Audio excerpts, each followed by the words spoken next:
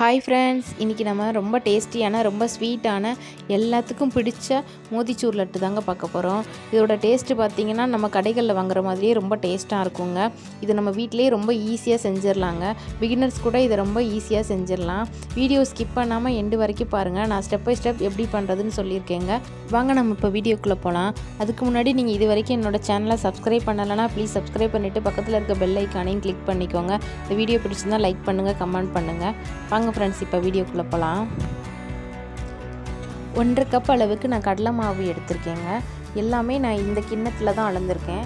நீங்கள் measuring cup வச்சுருந்தீங்கன்னா நீங்கள் அதில் அளந்துக்கோங்க. நல்ல கடலை மாவை சலிச்சுட்டு எடுத்துக்கோங்க. நான் ஆல்ரெடி சலிச்சு வச்சுருக்கேன், அதனால் அப்படியே சேர்த்துட்டேன். இதில் ஒரு பிஞ்ச் அளவுக்கு உப்பு சேர்த்துக்கோங்க, ரொம்ப கொஞ்சமாக. அப்போ தான் அந்த ஸ்வீட்டை நல்லா எடுத்து கொடுக்கும். அதுக்காக இதில் கொஞ்சம் ஃபுட் கலர் சேர்த்துட்டு இப்போ நம்ம கொஞ்சம் கொஞ்சமாக தண்ணி சேர்த்து இதை நல்லா நம்ம பிசைஞ்சிக்கலாம். தோசை மாவை விட கொஞ்சம் தண்ணியாக நம்ம பிசைஞ்சிக்கலாம். கொஞ்சம் கொஞ்சமாக சேர்த்து பிசைஞ்சிக்கோங்க, ரொம்பவும் தண்ணி ஜாஸ்தி ஆயிடாமல்.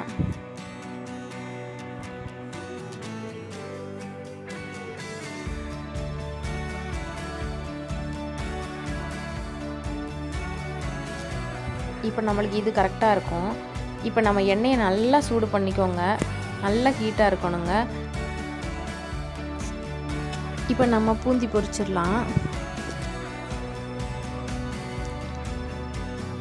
இதை விட சின்ன சின்ன கண் கரண்டியாக இருந்தால் நீங்கள் அதை கூட யூஸ் பண்ணிக்கலாம். நான் என்கிட்ட கொஞ்சம் பெருசாக தான் இருக்குது.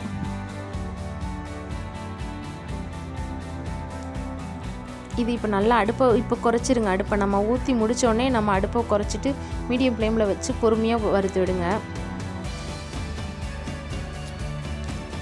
இந்த நுரை அடங்குற அளவுக்கு ரொம்பவும் வறுத்துறாதீங்க, அப்போ ரொம்ப ஹார்ட் ஆகிடும்.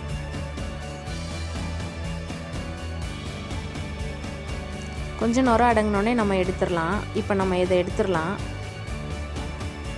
இதெல்லாம் எடுத்ததுக்கப்புறம் மறுபடியும் எண்ணெயை கொஞ்சம் ஹீட் பண்ணிவிட்டு அதுக்கப்புறமே பூந்தி பொரிங்க. இப்போ நான் இப்போ எண்ணெயை ஹீட் பண்ணாமலே அப்படியே பூந்தி பொரிக்கிறேன், நீங்கள் பாருங்கள்.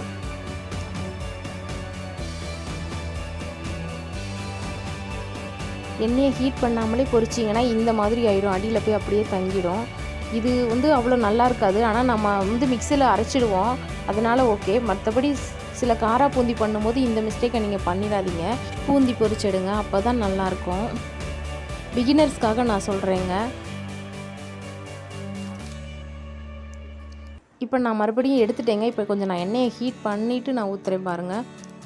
இப்போ பாருங்கள், அது நல்லா மேலே எலும்பி வந்துடும், அந்த பபுள்ஸாகவும். மற்ற எல்லா பூந்தியும் நம்ம பொரிச்சு எடுத்துக்கலாம் ஃப்ரெண்ட்ஸ்.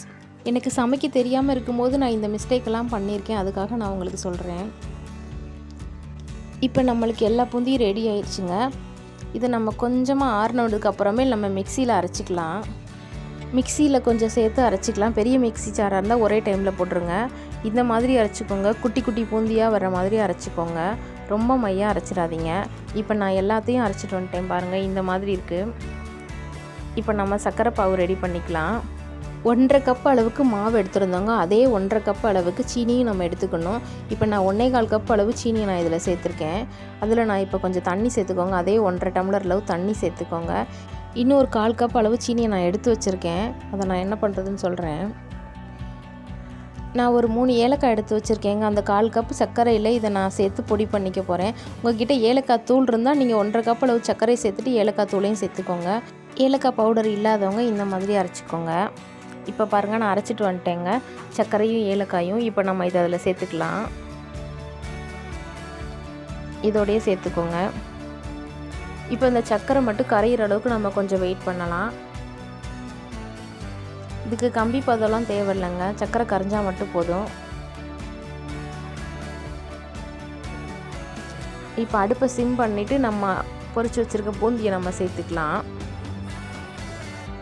ஃபஸ்ட்டு ஃபுல் ஃப்ளேமில் வச்சுருங்க. நம்ம பூந்தி சேர்த்தோன்னே அடுப்பை லோ ஃப்ளேமுக்கு மாற்றிடுங்க, ஃபுல்லாக குறைச்சிருங்க அடுப்பை. இப்போ இதை நல்லா கைவிடாமல் கலந்துகிட்டே இருங்க. ஒரு 8 நிமிஷம் வரைக்கும் கலந்துக்கோங்க.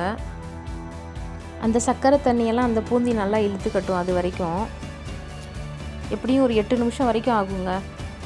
இதுக்கு மேலே ஒரு 2லேருந்து 3 டீஸ்பூன் வரைக்கும் நெய் சேர்த்துக்கோங்க. என்னோடய வீடியோவில் ஸ்கிப் ஆயிடுச்சுங்க, கண்டிப்பாக நெய் சேர்த்துக்கணும். நெய் சேர்த்துட்டு நல்லா கலந்துக்கோங்க. நல்லா திரண்டு வந்துருச்சு பாருங்கள் நம்மளுக்கு. இப்போ அடுப்பை அணைச்சிட்டு நம்ம வேற ஒரு பாத்திரத்துக்கு மாற்றிக்கலாம். இது ஆறுனதுக்கு அப்புறமேல் நம்ம உருண்டை பிடிச்சிக்கலாம். இதுக்கு மேலே நம்ம முந்திரி பருப்பு சேர்த்துக்கலாம். நீங்கள் நெய்யில் வறுத்தும் சேர்க்கலாம், இல்லை அப்படியும் சேர்க்கலாம். நான் வந்து அப்படியே தாங்க சேர்த்துருக்கேன். நீங்கள் நெய்யில் வறுத்து கூட நீங்கள் சேர்த்துக்கோங்க, அதுவுமே நல்லா இருக்குங்க. இப்போ கையில் கொஞ்சம் நெய் தடவிட்டு நம்ம உருண்டை பிடிச்சிக்கலாம். பாருங்கள் எந்த அளவுக்கு பெர்ஃபெக்டாக வந்திருக்குன்னு சொல்லிட்டு. கண்டிப்பாக ஒரு முறை இந்த மாதிரி ட்ரை பண்ணுங்கள். அதுக்கப்புறம் நீங்கள் கடையில் வாங்கவே மாட்டீங்க, வீட்டில் தான் செய்வீங்க. செய்கிறதுமே ரொம்ப ஈஸி தாங்க, பிகினர்ஸ் கூட ரொம்ப ஈஸியாக செஞ்சிடலாம். டேஸ்ட்டுமே ரொம்ப சூப்பராக இருக்கும் கடையில் வாங்கின மாதிரியேவும். இப்போ நம்ம எல்லா பூந்திகளையுமே உருண்டை பிடிச்சிக்கலாம். இப்போ பாருங்கள் நம்மளோட சூப்பரான லட்டு ரெடி ஆயிடுச்சு. இதே மாதிரி நான் ஆல்ரெடி பாதுஷா எப்படி செய்கிறது, முறுக்கு எப்படி பண்ணுறதுன்னு சொல்லி நான் என்னோடய சேனலில் நான் வீடியோ போட்டிருக்கேன் ஃப்ரெண்ட்ஸ். இது வரைக்கும் நீங்கள் பார்க்கலன்னா இந்த வீடியோட எண்டில் அதோட லிங்க் கொடுக்குறேன், கண்டிப்பாக செக் பண்ணி பாருங்கள். கண்டிப்பாக உங்களுக்கு ரொம்ப யூஸ்ஃபுல்லாக இருக்கும். ஓகே ஃப்ரெண்ட்ஸ், இந்த வீடியோ உங்களுக்கு பிடிச்சிருந்துச்சுன்னா ஒரு லைக் பண்ணுங்கள், உங்கள் ஃப்ரெண்ட்ஸுக்கும் ஷேர் பண்ணுங்கள், கமெண்ட் பண்ணுங்கள். என்னோடய சேனலை நீங்கள் இது வரைக்கும் சப்ஸ்கிரைப் பண்ணலைன்னா சப்ஸ்கிரைப் பண்ணிவிட்டு பக்கத்தில் இருக்க பெல் ஐக்கானையும் கிளிக் பண்ணிக்கோங்க. அது எனக்கு ரொம்ப யூஸ்ஃபுல்லாக இருக்கும். Thank you friends.